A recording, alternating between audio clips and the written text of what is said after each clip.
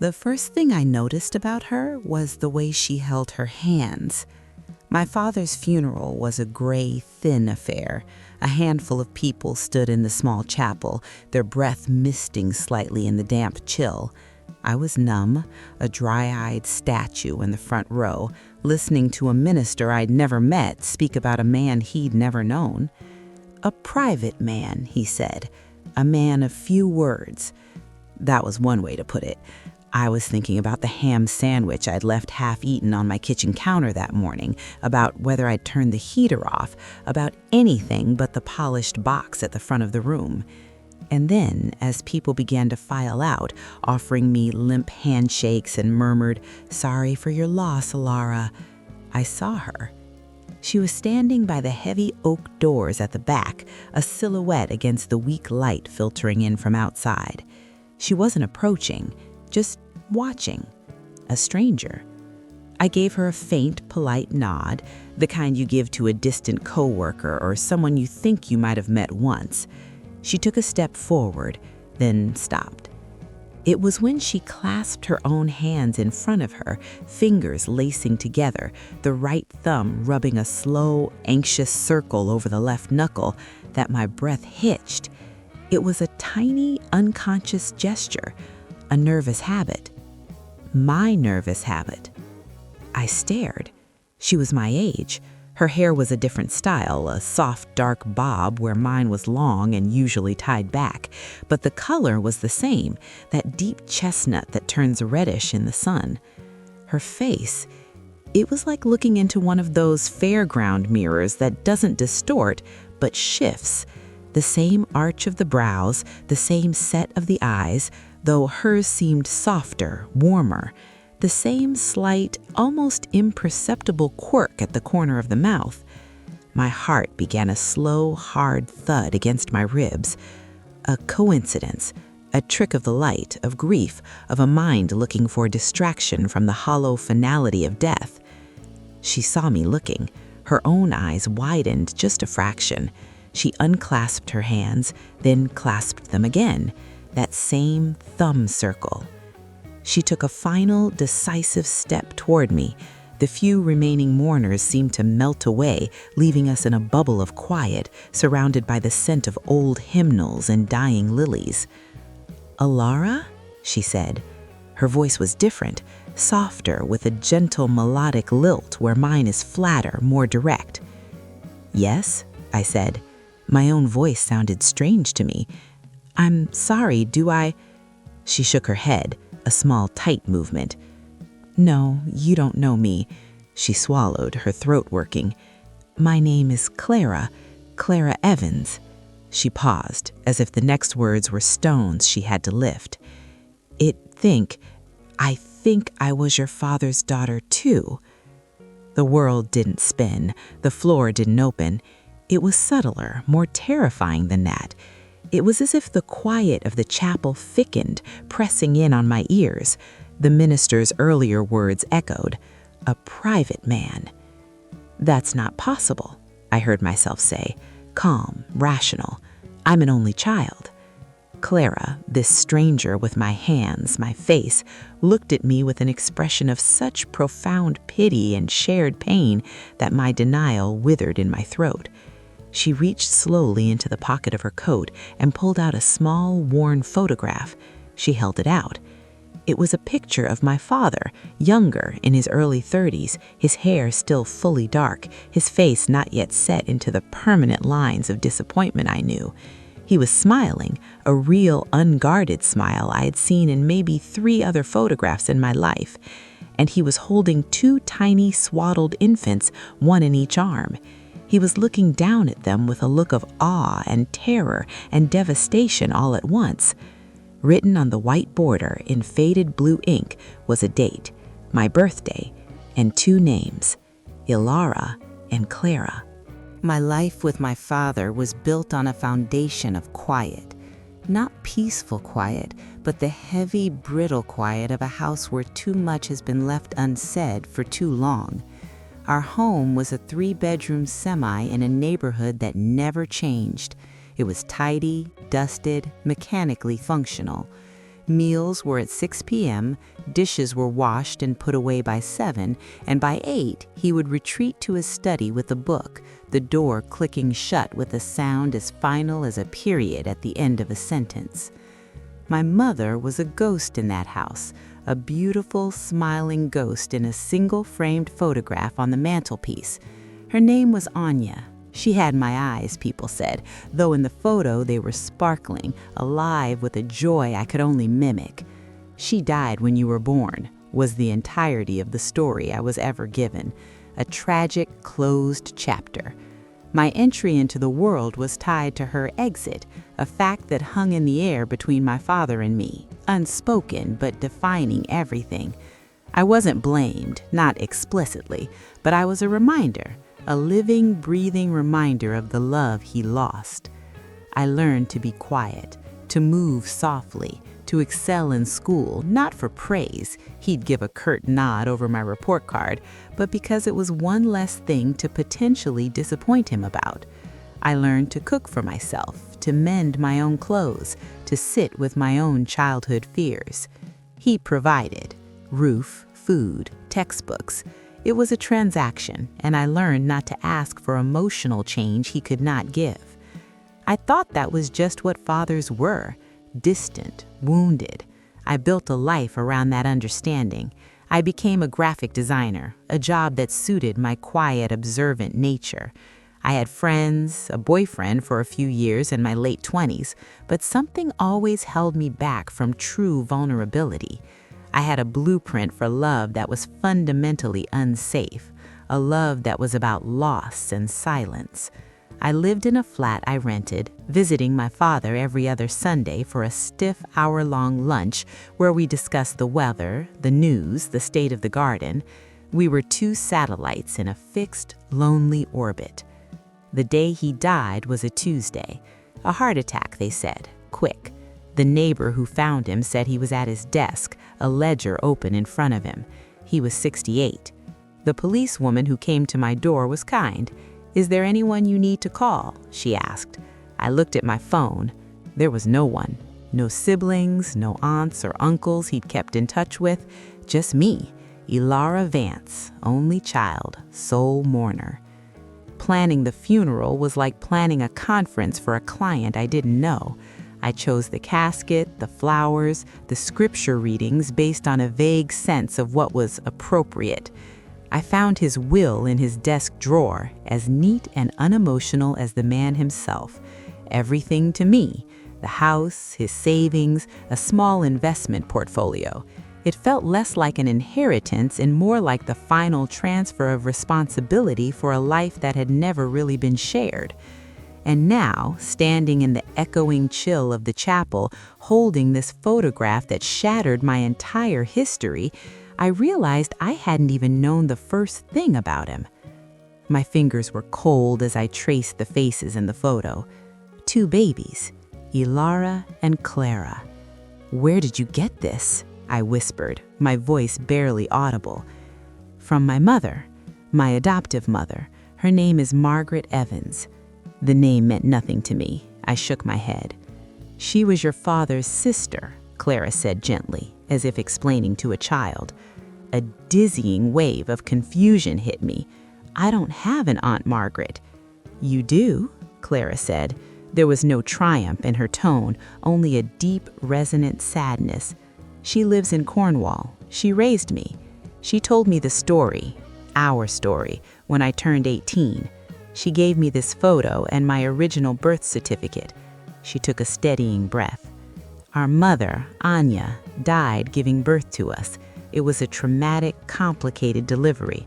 They told our father she was gone and that he had twin daughters. He was destroyed, completely broken. According to Aunt Maggie, Margaret, she said he looked at the two of us in that hospital and he just shut down. I could see it. I could absolutely see it. The man I knew folding in on himself, sealing the hatches against a flood of pain too great to bear. Maggie was there. She was younger, but she stepped in. She said he could barely function for weeks. He was grieving, trying to care for two newborns alone. It was impossible. One night, he came to her, holding you, Ilara. He said, "I can't do this. I can't lose them both. I can't love two reminders. It will split me in two. You have to take one. Please, take one and go and never tell her. Let me try to be a father to just one." Clara's eyes were glistening. He chose you. He kept you, and he gave me to her. The air left my lungs. He chose you. The words should have felt like a validation, a terrible, precious proof of a love I'd always doubted. Instead, they felt like a knife. He hadn't been incapable of love. He had been capable of a love so monstrously distorted with grief that it could cut a life in half. He had looked at his two newborn daughters and made a calculation of loss. I looked from the photo to Clara's face, my face, and the full, staggering truth of it crashed over me. For 20 years, I'd walked through life feeling like a fragment, a half-finished sketch. I'd blamed myself for my father's coldness, for the empty space where a family should have been. And all along, the missing piece that would have made me whole wasn't a changed father or a resurrected mother. It was her. She was standing right in front of me. We didn't speak in the chapel. The weight of the revelation was too dense, too private for that hollow public space. The funeral director, a man with a perpetually concerned expression, hovered nearby, signaling that our time was up. The coffin needed to be taken to the crematorium. The schedule, even in death, waited for no one. "Can we go somewhere?" Clara asked. Her voice was tentative, hopeful. "Just to talk. A cafe or—" I nodded, a stiff, mechanical movement. My mind was a white noise of static. "There's a place around the corner," I managed to say, "the Willow Tea Room." It was where I went sometimes on Sunday afternoons after the strained lunches with my father, to sit with a pot of Earl Grey and let the normal, chatting hum of other people's lives wash over me. It felt perversely appropriate to bring this seismic secret into that familiar, quiet space. We walked the short distance in silence. The October wind bit through my black coat. I was hyper-aware of her beside me. Our strides were the same length, our shoulders held with the same slight inward curve against the cold. It was like walking next to a living, breathing shadow of myself.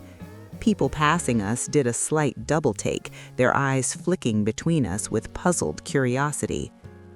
The Willow Tea Room was warm, smelling of cinnamon, baked scones, and coffee. We took a corner table by the window, the one I usually sat at. We both ordered tea, an unspoken agreement. As we waited, we just looked at each other. It wasn't a stare of confrontation, but one of stunned, meticulous study. "You have our mother's laugh lines," she said softly, pointing a gentle finger near her own eye. "Around the eyes. I only have them when I smile very hard. Yours are there, just faintly, even when you're not." I touched my own face, as if feeling for a stranger's features. "I never knew what I got from her," I admitted, the words feeling dangerous. To speak of my mother with someone else, someone who had a claim to her, was uncharted territory. "I have a few more pictures," Clara said. She pulled out her phone, swiped, and handed it to me. There was a photo of a woman in her late 50s with kind eyes and soft graying hair. "Aunt Maggie," she explained.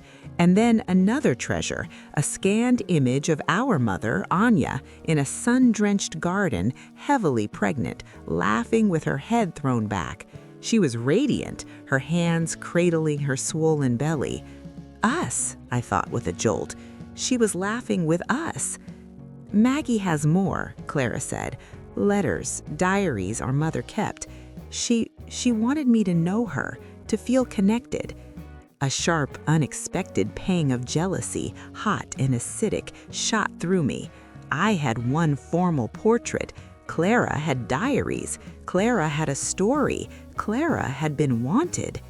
The tea arrived, a brief interruption. As I poured, my hand trembled, rattling the cup against the saucer. Clara reached out instinctively, her hand hovering near mine to steady it. We both froze at the simultaneous gesture. She pulled her hand back, offering a small, apologetic smile. "This is going to sound insane, but I need to ask, really sure. It's just my entire life." "I'm sure," she said, her tone firm but not unkind. "DNA doesn't lie. I did one of those ancestry tests a few years ago, more out of curiosity. It flagged a very close relative, a sister, living less than 30 miles away. The name was anonymized, but the location, it was here." I showed Maggie the results. She went very pale and said, "It's time." She'd promised our father she'd never interfere, never contact you, but with him gone, Clara trailed off. "She thought you had a right to know. I thought I had a right to know you." Our father. The phrase sounded so foreign. He had never been ours. He had been mine in his cold, limited way, and he had been her, what? A secret? A biological signature? A man who had given her away? "Why now?" I asked, a harder edge creeping into my voice. "Why at the funeral? Why not a letter or a phone call?" Clara looked down at her tea. "I was scared. For weeks I've been trying to gather the courage. I drove here twice and sat outside your flat, but I couldn't get out of the car. The funeral, I know it was awful timing. It was selfish. But I saw the notice in the paper, and I thought if I don't do it now, if I don't see you in this context, I might never do it. I needed to see the end of his story to have the courage to start ours." She looked up, her eyes, my eyes, pleading for understanding. "And maybe a part of me wanted to see him, just once, even in a coffin." Her honesty disarmed me. The jealousy ebbed, replaced by a profound, aching sorrow.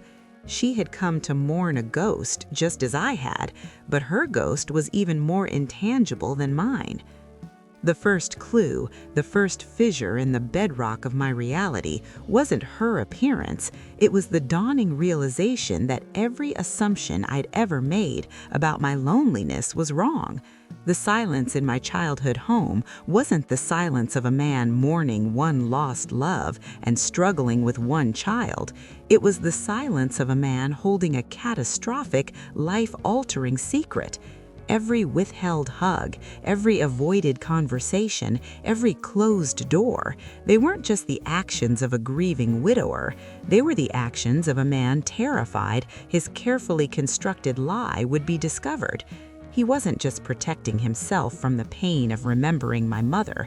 He was protecting himself from the truth of what he'd done to her other daughter. I had spent a lifetime trying to be enough to fill the silence. I never could have been. The silence wasn't meant for one voice to fill. It was meant to drown out the echo of a second cry from a second crib that he had sent away. "He never said a word," I whispered more to myself. Clara placed the old photograph between us on the table, our father, young and broken, holding his two girls. "I think," she said gently, "in his mind, he was saving us. Or saving himself, I don't know. Maggie says he sent money every month without fail, but he never visited, never asked for a picture. It was like once the decision was made, he had to believe his own story, that there was only one." I looked at her, this stranger sister, and felt the first fragile thread of connection that had nothing to do with genetics. It was the shared weight of a ghost's legacy. We were both orphans of the same storm, even if we'd been sheltered in different wreckage. "Tell me," I said, the words thick in my throat. "Tell me about your life. Tell me about our mother." And as the afternoon light faded outside the tea room window, she began to speak.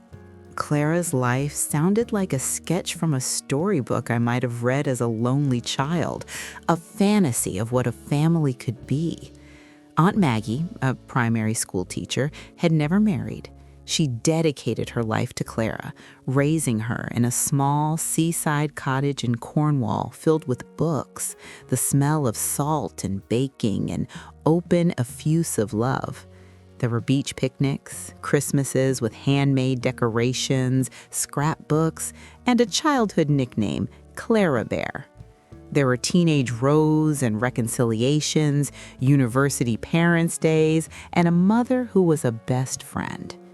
She showed me pictures on her phone, a grinning Clara with gap teeth at age 7 building a sandcastle, a teenage Clara looking mortified but happy with Maggie's arm around her at a school play, a recent one of them both hiking on a cliff path, windswept and laughing. With each image, the hollow space inside me, the one I'd accepted as part of my architecture, seemed to grow larger, more aching. My childhood photos were stiff, school portraits or distant shots my father had taken on rare holidays, where I usually stood slightly apart from him. Our house had been a library of quiet. Hers sounded like a symphony. But then she brought out the real treasures.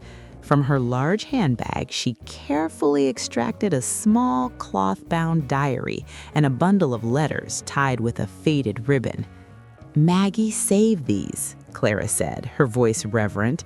"From our mother. She wrote to Maggie constantly when she was pregnant. Maggie was her closest confidant." She slid the open diary across the table. The handwriting was elegant, looping, full of energy. April 12th. Kicked all night. 2 little footballers in there, I'm sure of it. Robert felt them today for the first time. His face was pure wonder. He's already talking about teaching them to ride bikes, though I told him he's getting ahead of himself. We've decided on names. If they're girls, Alara, after my grandmother, and Clara, after the bright one in that poem he loves, My Little Bright Stars. Tears, hot and sudden, blurred the elegant script. Robert, my father.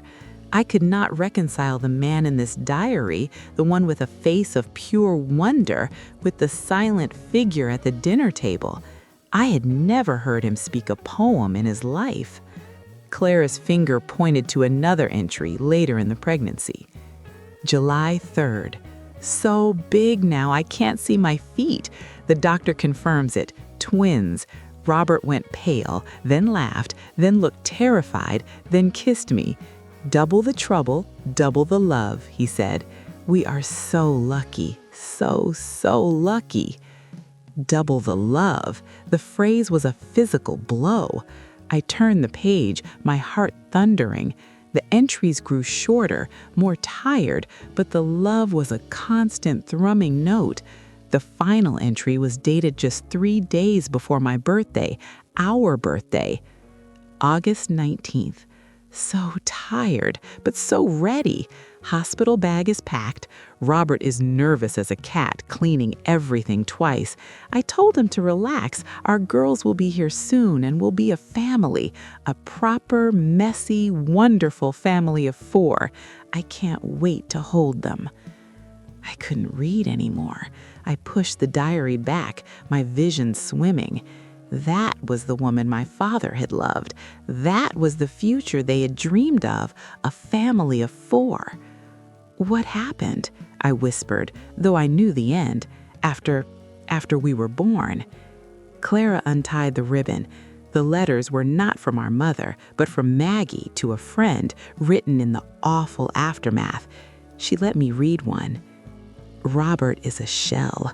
Anya is gone. The babies are beautiful and healthy, 2 perfect little girls, but he can't look at them. He says their cries are Anya's voice leaving him. He's made a decision, Jane, a terrible, heartbreaking decision. He is keeping one, Alara. He says he must for Anya, but he cannot bear the sight of 2. He has asked me to take Clara, to raise her as my own, far away, to never tell her. He says it is the only way any of them will survive. My heart is breaking in two for him, for these motherless babies, for the lie that will now live between them. But he is my brother, and he is drowning. What choice do I have? The betrayal wasn't Clara's. It wasn't really Maggie's. The betrayal was his, Robert Vance, my father. His grief had been so immense, so all-consuming, that it hadn't just frozen him, it had made him a coward. It had made him a liar. He hadn't just given away a child, he had rewritten history. He looked at his two daughters and decided one was a token of love and the other was an unbearable reminder of loss. He had taken the dream of a family of 4 and shattered it, then forced me to live my entire life in the lonely, echoing fragment that remained. All the years of my quiet obedience, my attempts to be good, to be unobtrusive, to maybe someday be enough to earn a glimmer of that man in the diary, they had been for nothing. I wasn't living in the shadow of my mother's death. I was living inside my father's lie. The grief that hit me then was new and ferocious. It wasn't for the distant man in the coffin. It was for the sister I'd never known, for the childhood we should have shared, for the double bunk beds we might have had, the secret languages, the shared strength against his silence, for the mother's love that was meant for both of us. He had stolen that from me. He had stolen her from me.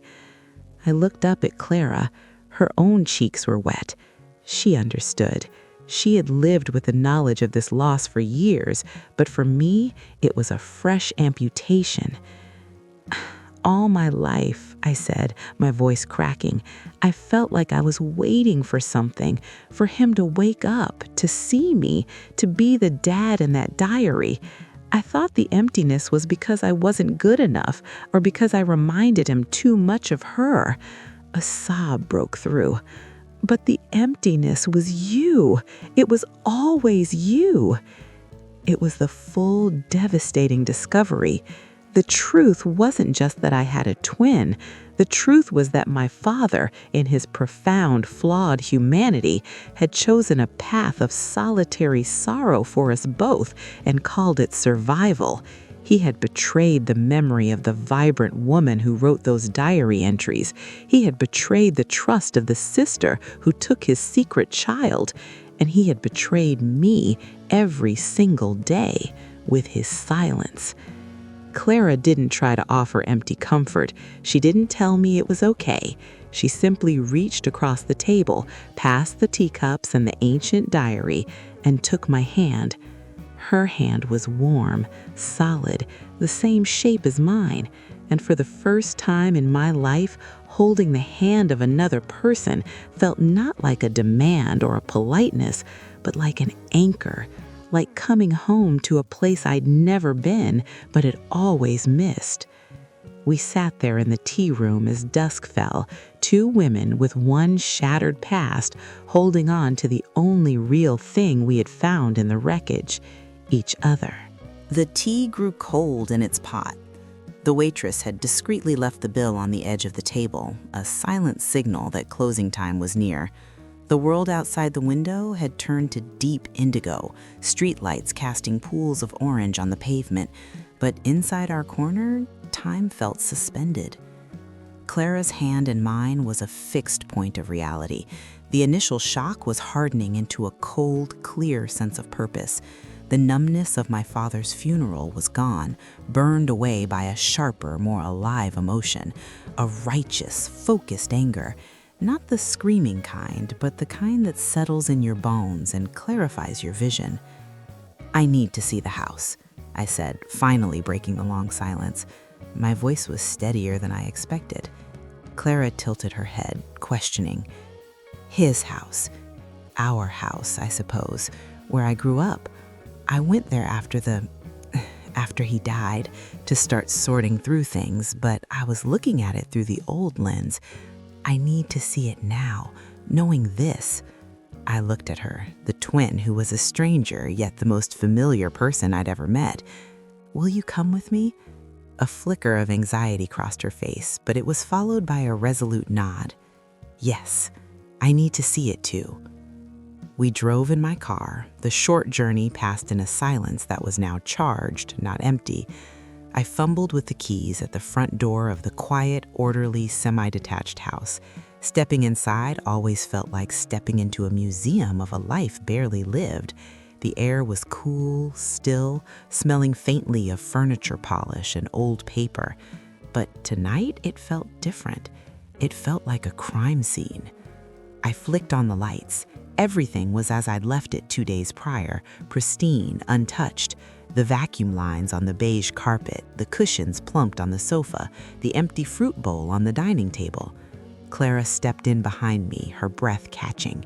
She moved slowly, her eyes scanning the living room, taking in the bland prints on the walls, the functional furniture, the oppressive neatness. "It's so quiet," she whispered. "It always was," I replied. My destination was his study. That room, with its perpetually closed door, had been the sanctum of his silence, the physical heart of the lie. I pushed the door open.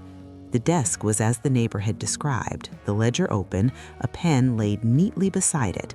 His reading glasses were folded next to a stack of envelopes. It was the room of a man who had everything in order. But I wasn't looking for order anymore. I was looking for cracks. "Help me," I said to Clara, my tone leaving no room for debate. "We're not looking for valuables. We're looking for her, for you, for any piece of the truth he couldn't bring himself to destroy." We started systematically, but not with the reverence of mourners, with the determination of detectives. I took the filing cabinet. Clara started on the shelves of books, pulling each one out, checking for tucked papers, for inscriptions.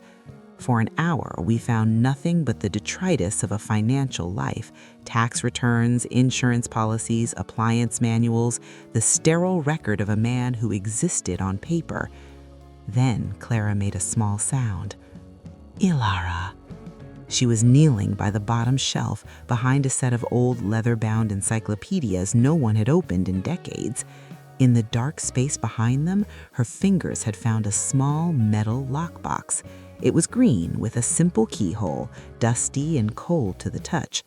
My father's keys were in the desk drawer. With hands that trembled slightly, I tried several before a small brass key turned with a smooth, well-oiled click. The sound was deafening in the quiet house. We lifted the lid. Inside, there was no money, no jewelry, just memory, carefully, guiltily preserved. On top, there was a larger, formal version of the photo Clara had shown me, our father holding us in the hospital, his smile gone, replaced by a hollow-eyed stare. Beneath it, a tiny hospital bracelet. Baby B, Vance, 6 pounds, 2 ounces, Clara. Next to it, another. Baby A, Vance, 5 pounds, 9 ounces, Ilara. Underneath the bracelets were envelopes. Not modern ones, but old, yellowing ones, addressed in my father's tight, controlled script to Miss M. Evans, Cornwall. They were all unopened, the seals intact, returned to sender, every single one. But beneath those was a single, opened envelope. The letter inside was not in my father's hand. It was Maggie's. The date was from nearly 20 years ago. "Robert, Clara is 5 today. She asked for a pink bicycle with streamers. She has your stubborn chin when she's determined. She is happy and healthy and so very loved. I am sending, as I do every year, a photograph. I beg you to open it. Just look at her. You don't have to write back. You don't have to do anything. But she exists, Robert. She is a wonderful, living piece of Anya and of you. This silence is a tomb you are building for yourself.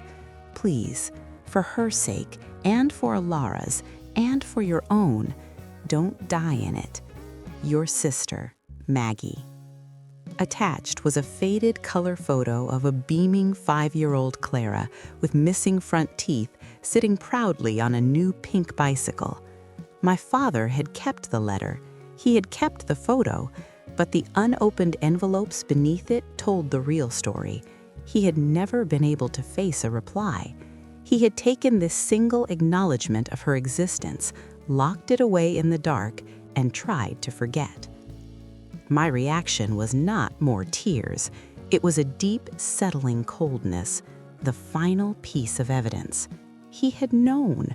All along, he had known she was thriving, loved, a wonderful, living piece of our mother, and he had chosen, daily, to keep that from me, to let me believe I was the sole burdensome relic.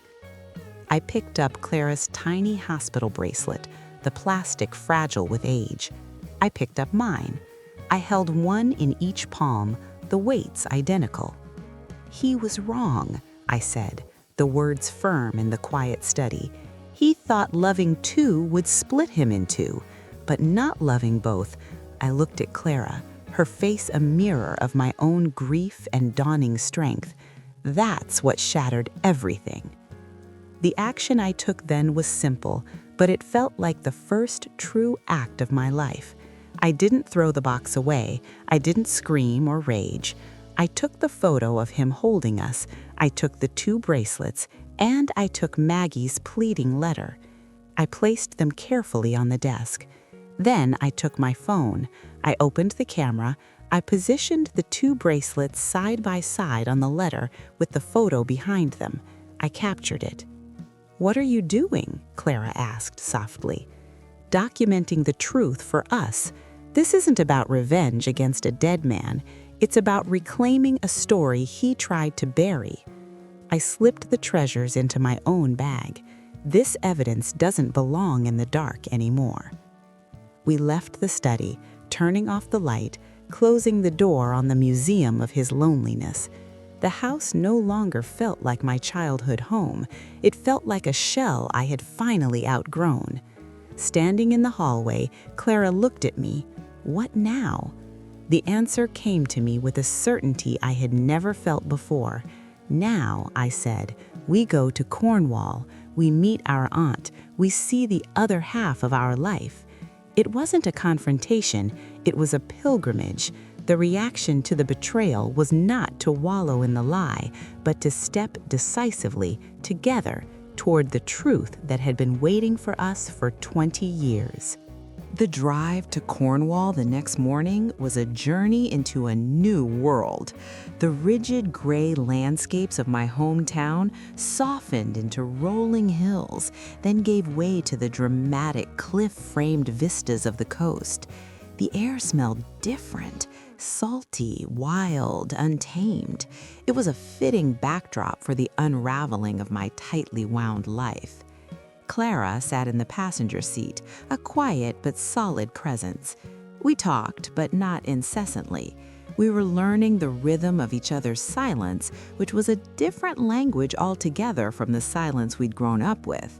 This was a comfortable, companionable quiet, punctuated by pointing out a beautiful view or asking a simple question. "Do you like chocolate? What was your first job?" Foundations were being laid, brick by gentle brick. Maggie's cottage was exactly as I had pictured it from Clara's descriptions, a whitewashed stone house with a slate roof nestled in a dip near a cove, a riot of late-blooming flowers defying the autumn chill in the front garden. It looked lived in, loved. Before we even got out of the car, the front door opened. A woman stood there, one hand pressed to her chest. She was in her late 60s, with soft gray hair swept into a bun and warm, intelligent eyes that were now wide with apprehension and hope. She was wearing a practical corduroy pinafore over a turtleneck, wiping her hands on a tea towel. Clara got out first and went to her quickly, giving her a brief, reassuring hug. "It's okay, Mum." Then Maggie's gaze landed on me as I emerged from the car. Her face did something extraordinary. It was as if she were seeing a ghost, but a welcome one. Her eyes filled with instant, unguarded tears. She took a step forward, then stopped, as if afraid to presume. Ilara! Oh, my dear girl, you look so like her.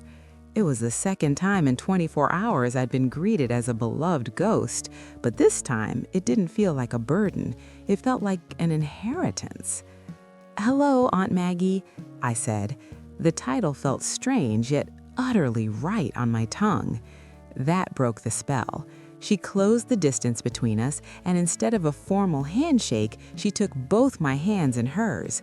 They were warm, slightly rough from gardening, and they held mine with a firm, heartfelt pressure. "Welcome home," she said, and the simple words bypassed my defenses completely. I felt my own eyes sting. The cottage interior was a beautiful chaos, books piled on side tables, a fat ginger cat snoozing on a rocking chair, the smell of something herbal simmering on the aga, photographs covering every wall, not stiff portraits, but laughing caught-in-a-moment shots. And there, among them, I saw her. I saw us. A faded photo of a pregnant Anya, arm in arm with a younger Maggie on a pier, a picture of two toddlers, clearly Clara and me, on separate pages of a scrapbook, but placed side by side on the wall. Me in a boring supermarket trolley, Clara on a sandy beach. Our parallel lives curated with love and grief. Maggie ushered us into the cozy kitchen, insisting on making fresh tea. "I've been baking all morning," she said, her nerves manifesting in a flurry of activity. "Scones, a Victoria sponge. I didn't know what you liked." "It all looks wonderful," I said, and meant it. The kitchen table was a feast of homely abundance, a stark contrast to my father's perfectly empty fruit bowl. Once we were seated, the tea poured, the first awkward moment passed. Maggie looked at me, her expression pained and earnest. "I owe you the greatest apology, Ilara, a lifetime of them. I was bound by a promise to my brother, a promise made in the depths of his despair. I thought I was doing right by everyone, protecting him, giving Clara a whole life, and sparing you the confusion of a truth your father couldn't bear. I see now how wrong that was. I became the keeper of his lie, and for that, I am so profoundly sorry."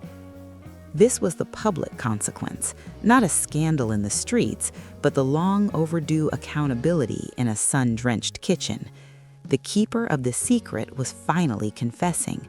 There was no villain here, only flawed people trying to survive a tragedy, their choices creating ripples of loneliness for decades. "I'm not angry with you," I said, and surprised myself by its truth. "You loved Clara. You gave her what he couldn't. I'm angry for you, that he put that burden on you, that he made you live with this secret and made me live without it." I told her about finding the box, the unopened letters, the single photo and bracelet he'd kept. Maggie listened, her hand over her mouth, fresh tears falling. "He kept her bracelet?" she whispered. "Oh, Robert, you proud, broken fool." "He loved you in his way," Clara said softly to me.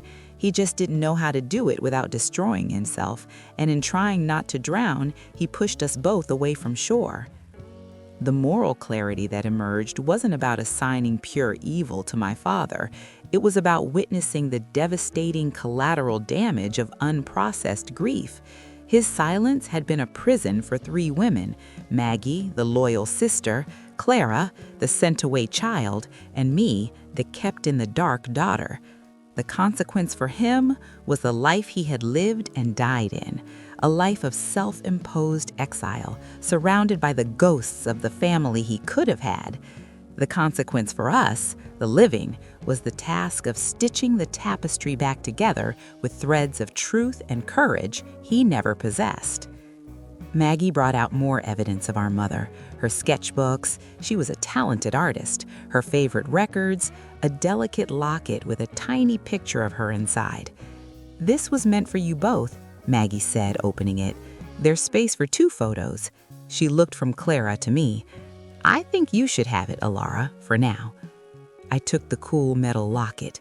It felt like a sacred object, a direct line to the mother whose love had been so fiercely present in her diary. Later, as Clara helped Maggie wash up, I wandered into the small sitting room.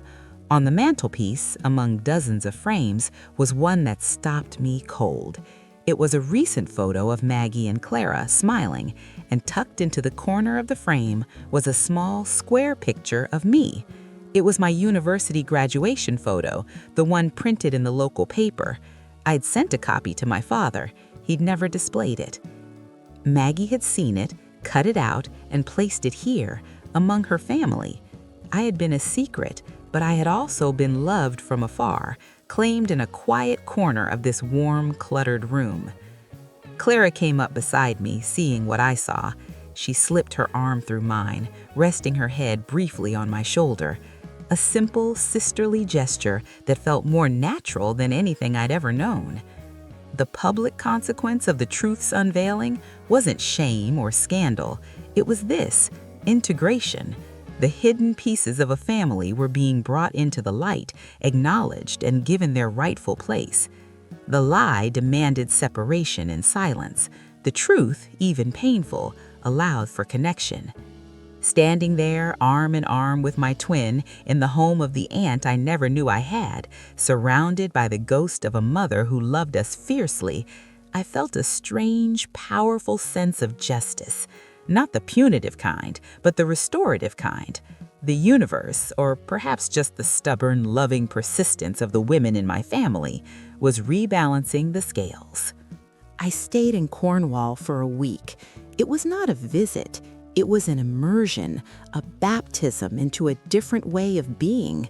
Maggie's cottage, with its creaking floors and sea view windows, became a sanctuary where the past was not a locked box, but an open album we explored together. We did practical things, which, in their normality, were the most healing acts of all. Maggie showed me how to make our mother's recipe for ginger cake, the one mentioned in a diary entry. My first attempt was lumpy, but Clara declared it perfect. We took long, bracing walks along the coastal path, the three of us, the wind whipping our words away, making conversation less necessary than companionship. The vastness of the sea put our human drama into perspective. Tragic, yes, but not unique, and part of a larger, beautiful, relentless world. One afternoon, while Clara was at her part-time job at a local gallery, Maggie sat me down with a large archival box. "These are for you," she said gently. "The originals, the diaries, the letters from your mother to me while she was pregnant, a few of her things. Robert, your father, he didn't want them. He said they were anchors, but they are your history, and Clara has had her share of them all her life. It's your turn." I spent the rest of the day on the window seat, wrapped in a blanket, the ginger cat purring beside me, reading my mother's words. Not just the joyful pregnancy entries, but letters from before, about meeting my father, about her dreams of being an illustrator, about her fears and her immense hope. I learned she hated celery, loved stormy weather, and could whistle like a songbird. She was becoming a person to me, not a saintly portrait. The greatest healing, however, happened in the quiet, unspoken synchronicity with Clara. We discovered a playlist of songs we both loved, formed in total isolation from each other. We had the same irrational fear of porcelain dolls. We both stirred our tea exactly 5 times. These were not just curiosities, they were proof. Evidence that the connection severed at birth had persisted, a silent humming frequency we were now finely tuned to. The scene shifts subtly. The cozy, cluttered background of Maggie's cottage fades into a softer, more neutral setting, perhaps a comfortable chair by a window with gentle light. Alara now speaks directly to the camera, her tone intimate, reflective, and calm. The frantic energy of discovery is gone, replaced by a settled warmth. So, that's my story. I'm sitting here now in what used to be my father's study. The ledgers are gone, the desk is different. On the wall, where there was once a bland print of a boat, there are two photographs side by side. One is that hospital picture of him holding us, because every story, even a painful one, deserves its truth. The other is a new photo taken just last month on that Cornish coastal path. It's of three women, arms linked, hair tangled by the wind, smiling with their eyes screwed up against the sun. Maggie, Clara, me. The house sold faster than I expected. I've bought a flat, a smaller, brighter space, with a guest room that has 2 sets of towels in the cupboard. One for me, one for Clara. She's talking about moving closer. We video call Maggie every Sunday without fail. We're learning, in our 40s, what it means to be a family. People ask me sometimes, "Aren't you angry? How could you forgive him?" And I tell them this: forgiveness isn't a gift you give to the person who wronged you. It's a key you use to unlock your own cage. My father lived and died in a prison of his own making, built from grief and fear. I was in a smaller cell right next door, believing the walls were the sky.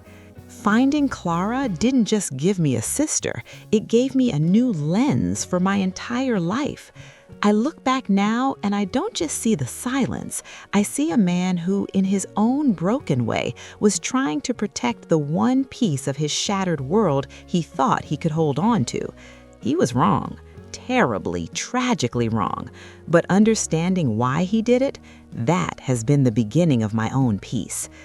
The greatest lesson I learned is this: the most dangerous stories we tell ourselves in the quiet. I am alone. I am not enough. This is all there is. For 20 years, I believed my story was one of lack, of absence. It took a woman with my own face walking into a funeral to show me that my story was actually one of waiting. And what was waiting for me was a love so profound it had survived 2 decades of silence. So I'll leave you with this question, my dear friends. It's one I've asked myself many nights since. What is the one story you've been telling yourself about your life, your family, your past, that might just be waiting for a new chapter to prove it wrong? Think about it. Sometimes the truth isn't a storm that destroys. Sometimes it's the morning light that shows you the landscape was always bigger and more beautiful than you could see from the dark. Thank you for listening, truly. May you have the courage to seek your own light. She offers a soft, knowing smile full of quiet strength and hard-won peace. The screen gently fades.